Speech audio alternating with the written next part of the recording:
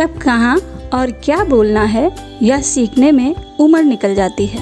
Hello दोस्तों, स्वागत है आपका उमा मोटिवेशन में और मैं हूँ आपकी दोस्त उमा।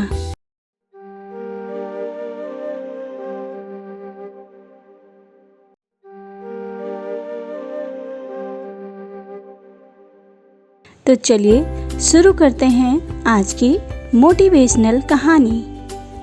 बहुत पुरानी बात है। एक राजा था और उस राजा के पास एक हाथी था जिसे वह बहुत पसंद करता था।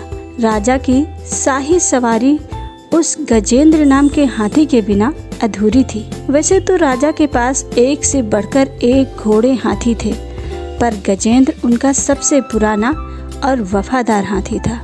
वह इतना पुराना था कि जब वह राजा युवराज थे तो उनके पिताजी भी उसी हाथी पर अपनी शाही सवारी निकाला करते थे और इसी वजह से राजा इस हाथी से बहुत स्नेह करते थे। पर जैसे जैसे दिन बीत रहे थे, गजेंद्र अब बूढ़ा हो रहा था। अब उसमें पहले जैसी फुर्ती नहीं रह गई थी। पहले वह झूम कर चलता तो देखने वाले देखते रह जाते थे, पर अब उसकी चाल में वह बात नहीं रह गई थी। वक्त जैसे जैसे बीत रहा था, गजेंद्र नाम का वह हाथी और भी ज़्यादा बूढ़ा होता जा रहा था, पर राजा का उसके प्रति लगाव अभी भी वैसे का वैसा था। उन्हें अब उसकी फिक्र थी कि कहीं उसे अब कुछ हो न जाए। राजा गजेंद्र को मरने नहीं देना चाहता था। वह चाहता था कि भले ही गजेंद्र अब उनकी शाही सवारी न बने, पर वह उनकी नज़रों के सामने जीवित रहे। अतः एक दिन उन्होंने अपने राज्य के सभी जानवरों की देखभाल करने वाले नौकरों को बुलाया और उन्हें सख्त हिदायत दी कि सभी जानवरों की उचित देखभाल हो, पर गजेंद्र की विशेष देखभाल की जाए। उसे रोज नहलाया जाए, चारा पानी किसी भी चीज़ की कमी न की जाए और रोज कोई आकर उसके स्वास्थ्य का समाचार हमें देता रहे। एक भी दिन ऐसा ना हो कि उसके स्वास्थ्य का हाल देने में तुम लोग चूक जाओ। हम यह बर्दाश्त नहीं करेंगे और यदि किसी ने किसी भी दिन आकर हमें गजेंद्र की मृत्यु का समाचार दिया तो हम उसे मृत्यु दंड दे देंगे। यह सुनकर सभी दंग रह गए। अब तो सभी चिंतित रहने लगे कि क्या होगा यदि गजेंद्र मर गया तो कौन जाएगा राजा को यह खबर देने। गजेंद्र का सब बहुत ध्यान रखते।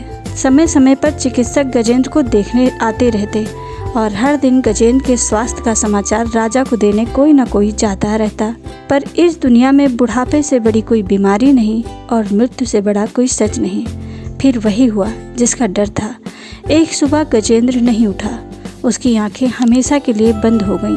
पर अब सभी डरे हुए थे कि आखिर कौन जाएगा राज दरबार राजा को यह बताने कि गजेंद्र अब नहीं रहा, क्योंकि राजा ने कहा था कि जो गजेंद्र की मृत्यु का समाचार देगा हम उसे मृत्यु दंड दे देंगे। सभी को मानो सांप सूंघ गया था। कोई हिम्मत ही नहीं जुटा पा रहा था कि महाराज को गजेंद्र की मृत्यु का समाचार दिया जाए और राजा को समाचार देना भी जरूरी था। तभी एक गोपाल नाम का युवा आगे आया। उसने कहा कि वह जाएगा राजा को गजेंद्र की मृत्यु का समाचार देने। सब उसका मुंह देखने लगे और सोचने लगे कि आखिर यह युवक मरना क्यों चाहता है। लेकिन गोपाल ने सभी से कहा कि आप लोग डरे नहीं, कुछ नहीं होगा मुझे और ना ही हम आप लोगों को कुछ होने देंगे।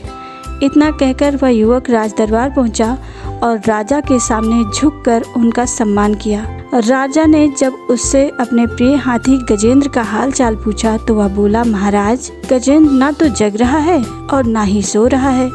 वह ना कुछ खा रहा है और ना ही पी रहा है। वह अपने बदन को हिला डुला नहीं रहा है। वह ना तो सांस अंदर ले जा रहा है और ना ही बाहर छोड़ रहा है। वह ना आंखें खोल रहा है और ना ही अब बंद कर रहा है। अभी गोपाल अपनी बात पूरी भी नहीं कर पाया था कि वह राजा जोर से बोला, इसका तो अर्थ यह हुआ कि मेरा प्रिय हाथी अब मर चुका है और वह अब नहीं रहा। इस पर गोपाल बोला, महाराज, क्षमा चाहता हूँ, यह तो आप ही कह सकते हैं, क्योंकि हम सीधे सीधे ऐसा कहते तो आप हमें मृत्यु दंड दे देते। राजा को हाथी के मृत्यु का समाचार मिलने पर बड़ा ही दुख हुआ, पर गोपाल की सूझबूझ के साथ बात करने का तरीका उन्हें पसंद आया। राजा ने गोपाल की बहुत प्रशंसा की और उसे अभयदान दिया। दोस्तों, लोगों का ज़्यादातर कहना होता है कि सच बोलो और मुंह पर बोलो, पर कभी कभी हमें यह सोचना होता है कि कौन सी बात सीधे बोलने पर सामने वाले पर इसका क्या असर होगा। अतः यह सीखना बेहद ज़रूरी है कि कहाँ पर क्या बोलना चाहिए कि बात सामने वाले की समझ में आ जाए और उन्हें बुरा भी न लगे। दोस्तों, हमें उम्मीद है आपको हमारी यह कहानी ज़रूर पसंद आई होगी। कहानी और वीडियो यदि आपको पसंद आई है तो प्लीज़ इसे लाइक करें और हाँ, हमारे चैनल को सब्सक्राइब करना ना भूलें। Thanks for watching.